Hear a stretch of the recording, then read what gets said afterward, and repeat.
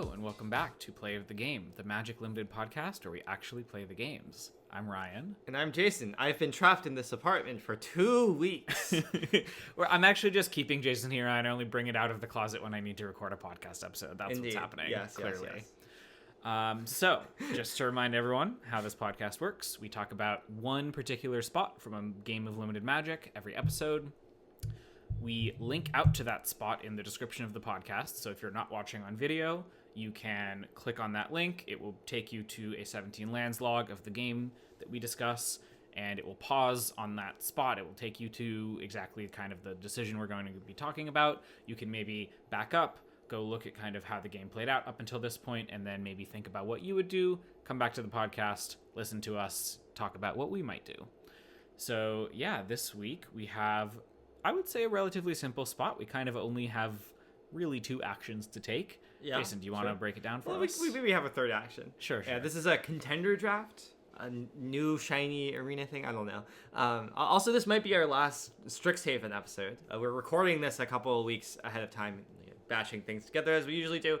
But I think this will release like right before Marvel pre-release. Yeah, I think this will release the week of Marvel Early Access, and so we might have gameplay from Early Access to talk about the next week. Yeah. Anyways, so we are in a fairly simple spot, as Ryan said. This is very early in the game on turn 4. We were on the draw, but players have barely cast any spells. I think our opponent has cast like a sleight of hand or something. Is that true? They cast some spell pierce, and we cast like two spells or something. No, one spell. Either way, this is still very developmental in terms of the game. No one has any creatures on board yet. Both players are at 20. We have 4 lands in play. They have 4 lands in play. We have 2 islands, 1 mountain, 1 forest. They have 2 islands, 1 black-white college or campus. Or they're not called that anymore. Black-white dual land, tap land. 1 blue-green tap land. Yeah, so they have 3 mana open out of their 4. They spell pierced us on their end step when we cast Prismari Charm. But yeah, we have 6 cards in hand to their 5, mostly just because we were on the draw, they were on the play. And our hand includes 2 4-drops, which are our main considerations for what to cast this turn. That's Stadium Tidal Mage, the 4-mana 4/4 that ETB or attack, it loots. The Spectacular Sky Whale, that's the 1/4 flyer that when you cast, it has Opus, it gets +3/+0, but if it was big Opus, you get 3 counters instead. We have a Flow State, which is not turned on yet. The only instant or sorcery in our graveyard is a Prismari Charm, so we would need a sorcery to go to the graveyard in order to be able to select 2 cards off of Flow State. We have a Snarl Song, which notable sorcery. Notable sorcery indeed, but it costs 6 mana, and we only have 1 other land in hand, so we only have access to 5 mana. We only have 5 mana sources like face up in our hand right now or on the battlefield. But we do have 3 colors among those 5 mana sources, and I'm sure we can draw our 6th land at some point. And finally, we have a Homesickness. That's the 6 mana draw 2, tap and stun 2 things at instant speed. For 4 blue, we have blue. So yeah, a bunch of instances and sorceries are like not quite castable for modes that we want right now. 2 of them being 6 mana, 1 of them wanting us to put a sorcery in the graveyard first somehow. Maybe the Snarl Song. And then so yeah, we're mostly going to be playing our 4-drops. And the question is, which one do we play? Yes. So very simple. We could maybe dismiss just casting the Flow State very quickly. Yeah. Mana efficiency is hugely important in limited. Yeah. If you have 4 mana, you want to spend 4 instead of spending 2. The Flow State is not turned on right now. It would be pretty egregious to just cast the Flow State, even if we're thinking about cards like Essence Scatter or whatever in our opponent's hand. We don't want to play around Essence Scatter so much that we're like wasting 2 of our mana and also like not maximizing our card, when we could like pretty easily, like we could even like discard Snarl Song to Stadium Tidal Mage if we're getting desperate. Like if we're on 5 lands and we still haven't found our 6th land and we like really want to resolve the Flow State to find it or something, then yeah. I would even say that like the way I like to put this is the Essence Scatter is getting you anyways, but it doesn't have to be cast. is a good way to put a situation like that. Yeah, if you cast your flow state, then you're getting got by an Essence Scatter that doesn't need to be cast and doesn't need to exist. Right, exactly. It doesn't even need to actually be in your opponent's hand for it to gain a meaningful advantage in the game. You don't want to give it that power. So yeah, we're not casting flow state here. We're going to cast our creature into a potential Essence Scatter or whatever.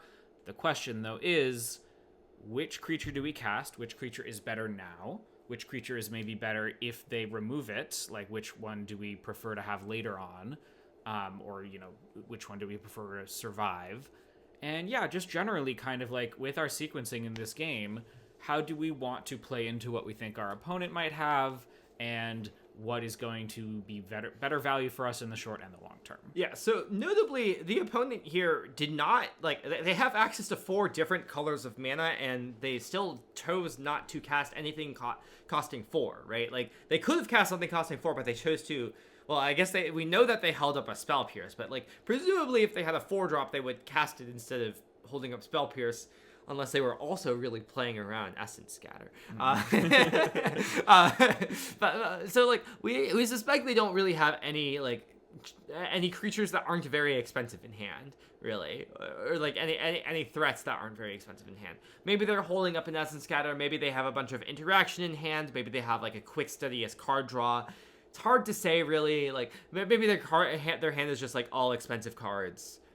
But overall, we expect them to have interaction in some form, right? Like, usually people don't keep hands that are just expensive cards and no interaction.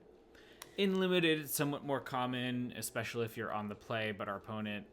were they on the play this game? It looks like, they were on the play. So it's possible that they kept a hand with, like, a 5-drop and nothing else. But normally, those hands are much more capable when you do have some kind of way to interact in the early turns, and we haven't really given them anything to interact with besides technically the Prismari Charm that just got Spell Pierced. Yeah. I don't think they're keeping a hand with Spell Pierce. I'm thinking this is going to save me from being under pressure early.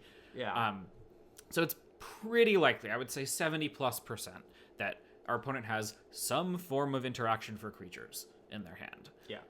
I want to check their sequencing. So so they played tap lands in the first 2 turns. On turn 3, they passed and didn't cast anything.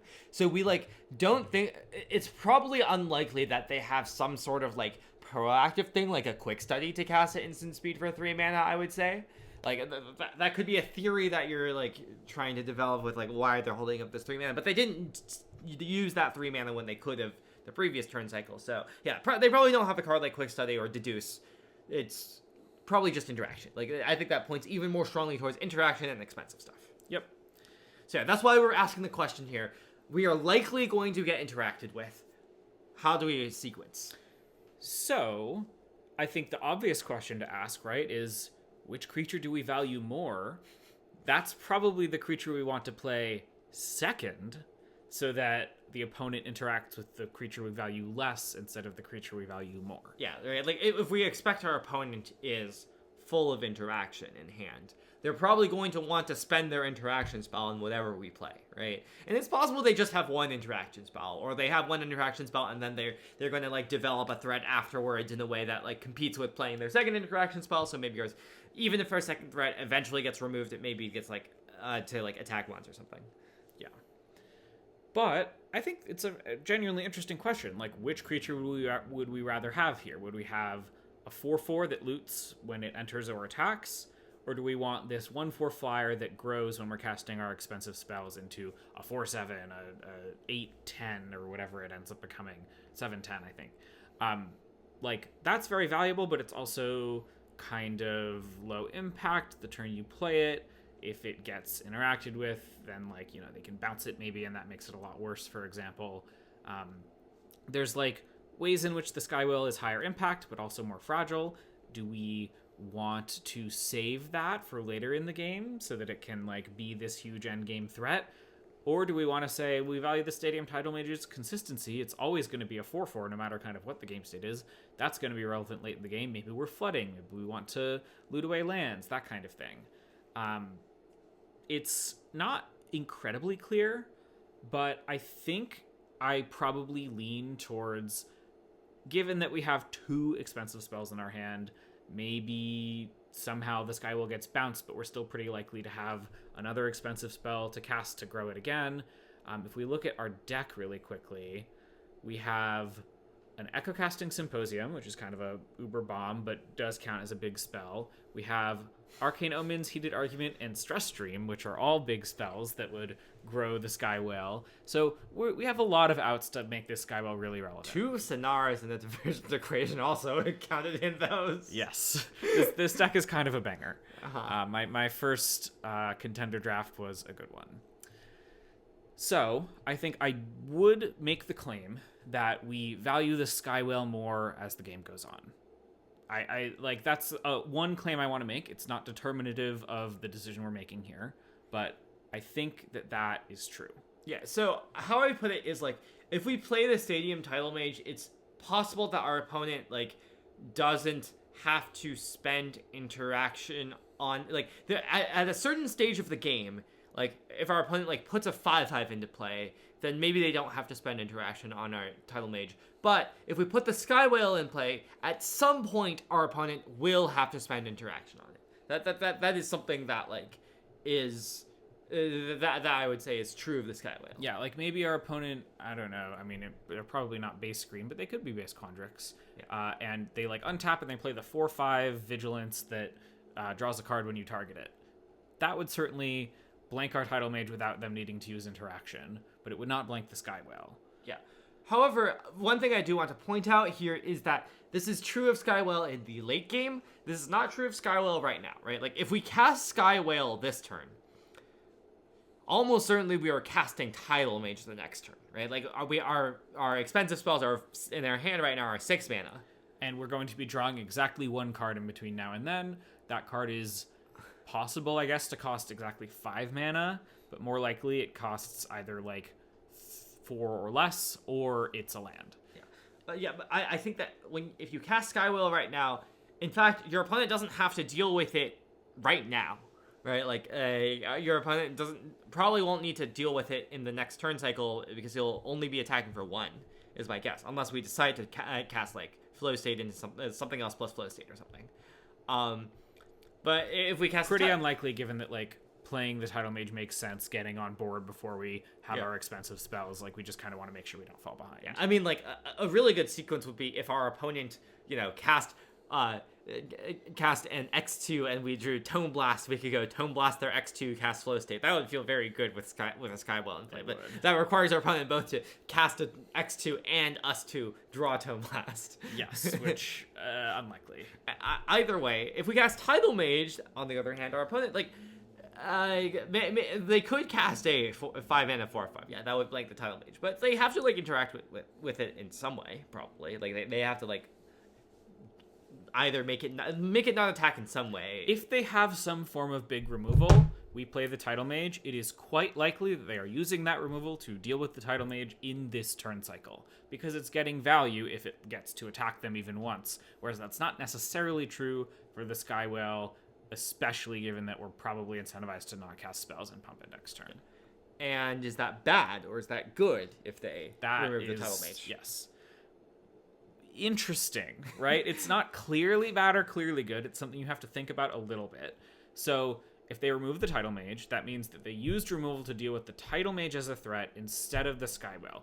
That is, as we've just discussed, better kind of in the short term, in that they dealt with the threat that's good in the short term. Or better for them in the short term. Yes, better for them. That's what I meant, sorry. But the alternative is we cast the Skywell and we don't even force them to deal with the good stuff in the short term. Because, you know, it's not actually doing anything in the short term.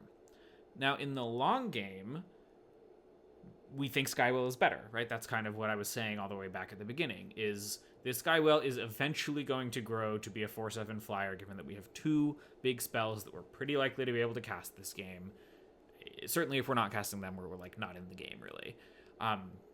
And so I think 4/7 flyer better than 4/4 rummager in most game states, and certainly, like, as the game goes sort of on to infinity, I value that card a little bit more than the Title Mage, which leads us to the conclusion that it is actually good that they spent a removal spell that can kill some largish creature on our Title Mage, now in the immediate future instead of spending that removal spell on the Skywell on turn, 5 or 6 or something when we deploy it. There's also the argument that we want to hit our 6th land drop, which is certainly possible without us doing any work, right? Like, we could just easily draw. We have, 3 draw steps to get there? So we could just pretty easily draw 6 land. Well, 2 draw steps plus the Tidal Mage when we cast it, unless it gets scattered. Yeah, assuming it's getting cast at some point in the next 2 turns. But we do have the opportunity, in theory, to, go for an extra look if we cast the Tidal Mage this turn, because it can attack next turn. Well, it gets another look either way, because if we cast it on turn 5, we can attack with it on turn 6 before casting our spell.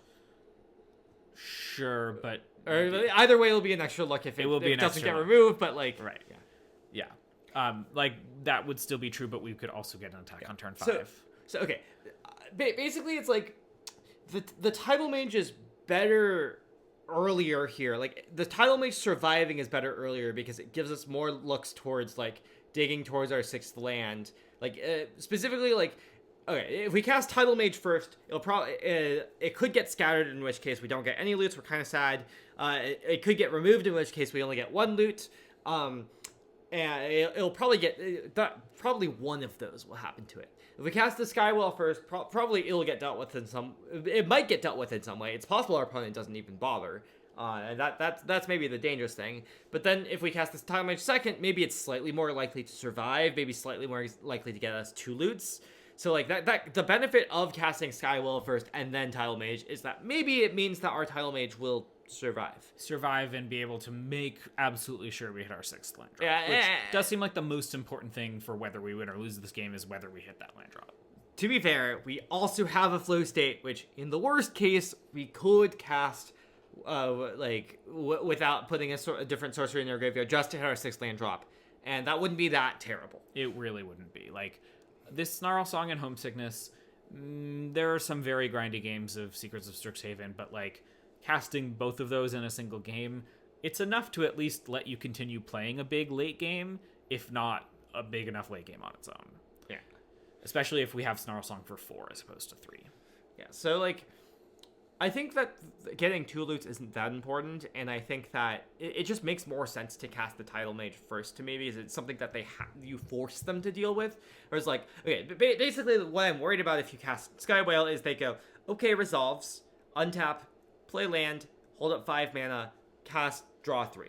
Yeah, or some spell that kind of progresses my game state without needing to deal with your Skywell immediately. Yeah. And then I can spend, 2 mana on a Banishing Betrayal later to deal with it temporarily or something. I'm not forced into using my mid-game development turn to deal with an immediate threat. I can kind of wait until the threat becomes relevant and then deal with it and use that time to do other things. Generally, it is stronger to cast your threats before your interaction, so forcing your opponent to cast interaction earlier by playing the Tidal Mage instead of your more threatening later threat is going to be better, I think. Yeah. We wanted to talk about this spot because we thought it was kind of interesting, exactly that dynamic that you just talked about, where we have a threat that is both worse now and better later, and then an opponent who has interaction very probably now. And so we have an opportunity to give them a threat that they do want to deal with now, that is a good thing for them to use their interaction on, that sort of feels like a loss in the short term, because we are giving them something that's relevant in the short term that they get to deal with. But that kind of preserves our ability to keep the threat that we care about more in the longer game, potentially. And there's maybe the additional benefit of we get a little bit of guaranteed smoothing unless there's an Essence Scatter right away, to plan our turns more effectively, be more confident if we're hitting that 6th land drop or not, kind of thing. I guess one thing to talk about maybe briefly is what cards are we discarding to this Tidal Mage? We seem to kind of want all the of our sorcery cards. that we draw off. Certainly, yes. If we draw a Tome Blast, I think we're discarding. Yeah, I mean, okay. Well, I think that if you draw, let's say next turn you draw a tap land, or sorry, if you draw a tap land off of this, or if you draw any land off of this, if you play the Tile Mage this turn, you draw any land off of it, guaranteeing your 6th, I might just discard the flow state. Yeah, I think that's pretty reasonable because we have a plan for all of our next, 3 turns, right? We play a 4-drop, then we play a 6-drop, then we play another 6-drop. So we're not casting this flow state anytime soon. In the meantime, we will probably draw into more spells that we want to cast. Yeah. If on the other hand, it's not crucial to our game plan. Yeah, it depends on what we draw, but if we draw a land, I will probably discard the flow state, so that we can just go land plus Skywhale next turn, and then land plus 6 drops the turn after that. If we draw a Sonar, I might discard the Snarl Song so that we can go Sonar plus flow state next turn, and I don't know if we need the Snarl Song to win that game. I like double spelling. I like developing the Sonar. If we draw an Arcane Omens, I might discard the Skywhale, because then next turn we just go Arcane Omens for 4, and then the turn after that you can cast Flow State. Maybe you discard Homesickness at that point, actually, because you can if you could go Flow State into Skywhale on turn 6 after playing Arcane Omens. It really depends on what you draw, but the loot is not going to be useless, right? There's I think there's a conception that people have sometimes of oh, my hand is really good, is looting actually going to be relevant here? But well, the famous thing is that newer players don't want to loot actively. They decline it even when it's free if their hand is good. Well, yeah, but even once you get past the hurdle of oh, looting is basically always good unless you think you're going to deck yourself out. People, I think, often underrate. They look at this hand as all the cards in my hand are good. I don't want to loot because, or it's I don't value looting very highly. Yeah, I don't value looting very highly because my hand already has a bunch of good cards in it.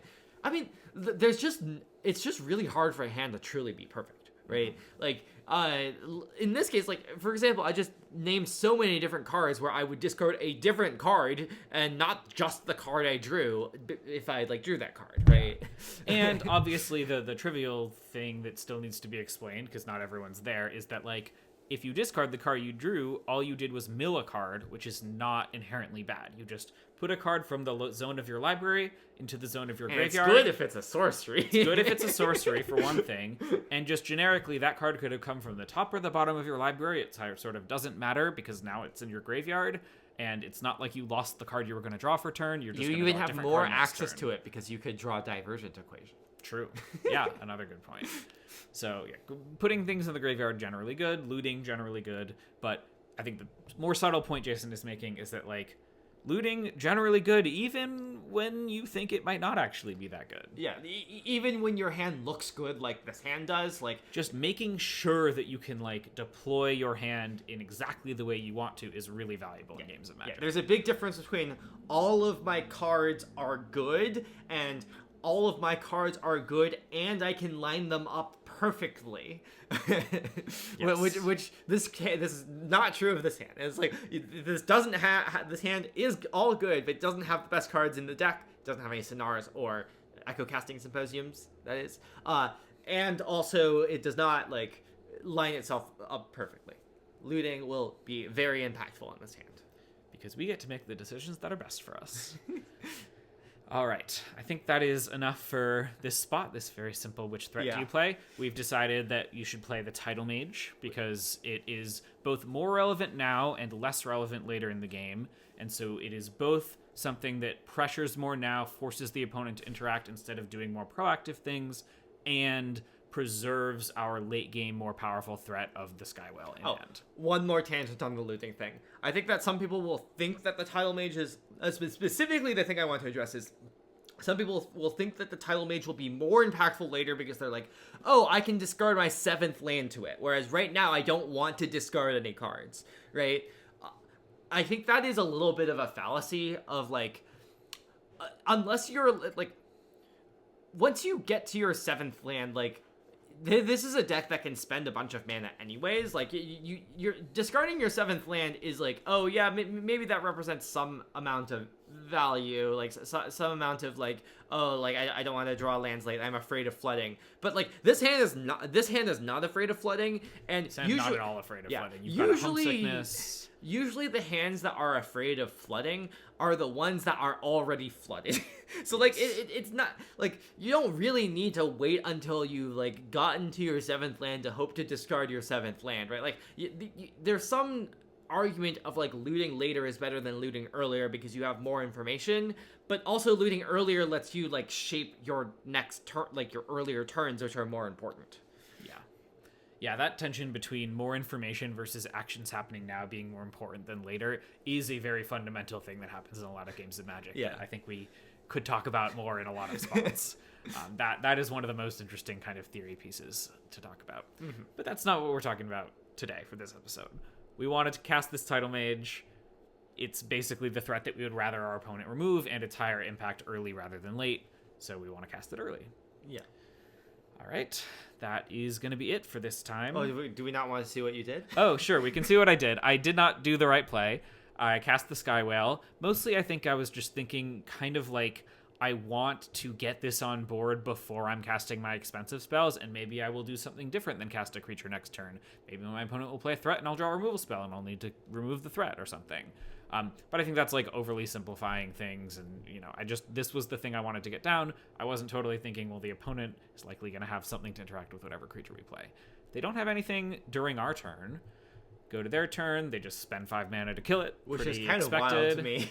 Like that they didn't just wait for you to attack. Wait for me to attack. That's pretty reasonable. I mean, maybe they think that we played it because we have a protection spell or something. Maybe. Yeah, or maybe they're just not thinking very hard about it. That's also very possible. True. We go to our turn, we draw the Divergent Equation. We cast the Tidal Mage. We loot. We do not hit our 6th land drop at least yet.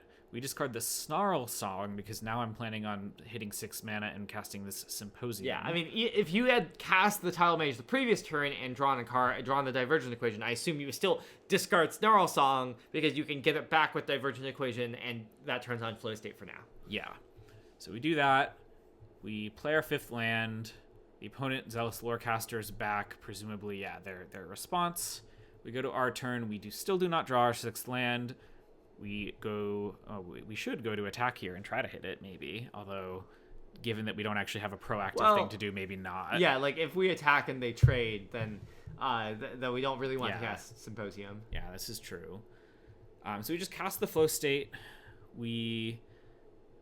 What do we see off of it? We do not see our 6th land. Nope.